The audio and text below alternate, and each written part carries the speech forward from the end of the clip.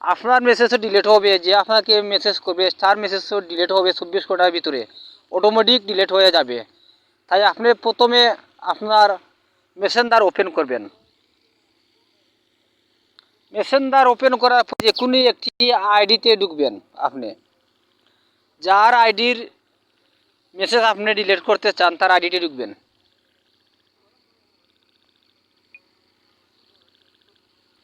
আমি একটি আইডি ঢুকলাম, আপনি আপনার আইডি ঢুকে নেবেন।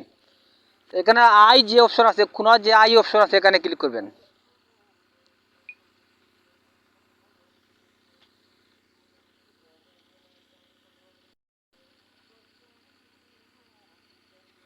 আই অপশনে ক্লিক করার পরে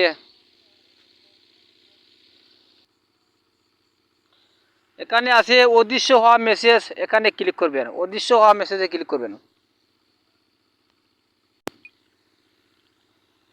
ক্লিক করার পরে এখানে 24 ঘন্টা লেখা আছে, 24 ঘন্টায় ক্লিক করে দিবেন।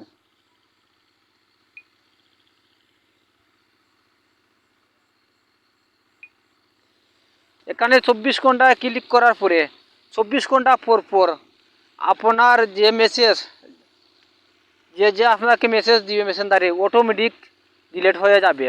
আপনার মেসেজও ডিলিট হবে, অন্যজনের মোবাইলের মেসেজও ডিলিট হবে। 24 ঘন্টা পর পর মেসেজটি ডিলিট হয়ে যাবে, অটোমেটিক ডিলিট হয়ে যাবে, আপনাকে ডিলিট করতে হবে না। তাই আজ এই পর্যন্ত। আর ভিডিও যদি ভালো লাগে লাইক সাবস্ক্রাইব করে চ্যানেলটির সাথে থাকুন। সবাইকে ধন্যবাদ।